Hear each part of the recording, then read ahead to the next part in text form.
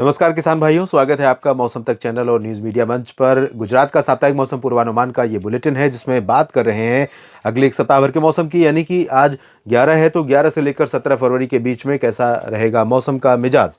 तो दोस्तों आपको बता दें कि अभी फिलहाल गुजरात के जो पश्चिमी क्षेत्र हैं इन भागों में बनासकांठा, पालनपुर और पाटन, मेहसाना से लेकर कच्छ पूरे रीजन में, और सुरेंद्रनगर, मोरबी, जामनगर, खंभालिया यानी देवभूमि, द्वारका और पोरबंदर, जूनागढ़, राजकोट तक कुछ हिस्सों में पश्चिमी या उत्तर पश्चिमी दिशा की जो ठंडी हवाएं आती हैं उन हवाओं का असर दिख रहा था, जिसकी वजह से यहाँ पर तापमान में गिरावट हो रही थी।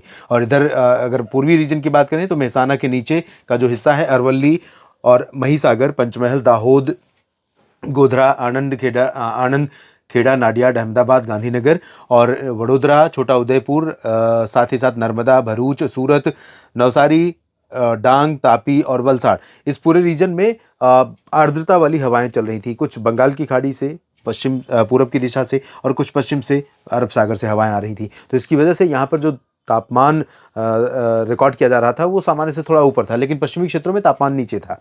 अब चीज़ें बदल रही हैं। उत्तर भारत में भी नमी आ रही है, मध्य भारत में नमी और बढ़ रही है। और अनुमान आज फिलहाल गुजरात के ऊपर मौसम साफ और शुष्क बना हुआ है।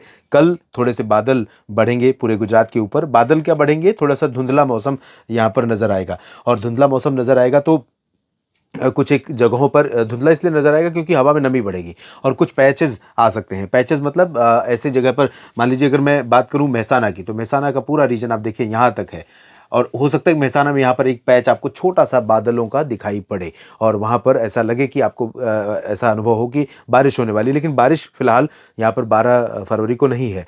13 फरवरी को ज़रूर राज्य के तमाम इलाकों पर बादल दिखाई देंगे, उत्तर से मध्य और दक्षिण की तरफ।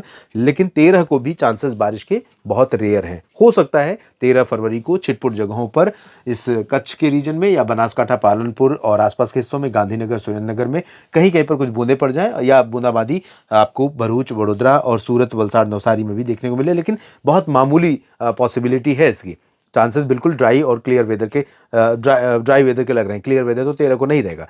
14 फरवरी से फिर से आसमान साफ हो जाएगा और उस दौरान 14, 15, 16, 17 ये जो 4 दिन हैं उस दौरान लगातार जो हवाएं रहेंगी वो या तो अरब सागर की तरफ से रहेंगी या पश्चिम की तरफ से, यानी उन हवाओं में ठंडक कम रहेगी। तो टेम्परेचर बहुत स्वाभाविक है कि सामान्य से ऊपर पहुंच जाएंगे और जो मौसम में सर्दी है या ठंडक का एहसास है वो कम और हो जाएगा और टेम्परेचर में बढ़ोतरी होने की संभावना बल्कि रहेगी कई जगहों पर, क्योंकि जब भी अरब सागर या पश्चिम दिशा से शुष्क हवाएं या आर्द्र हवाएं चलनी शुरू होती हैं तो इन हवाओं में ठंडक कम होने के कारण यहाँ पर टेम्परेचर बढ़ने लगता है, तो टेम्परेचर में बढ़ोतरी हो सकती है। तो ओवरऑल एक सेंटेंस में अगर कहूँ तो मौसम की तरफ से पॉजिटिव या नेगेटिव कोई भी हरकत या कोई भी सक्रियता मौसम में हमें इस सप्ताह देखने को गुजरात के ऊपर नहीं मिलने वाली है।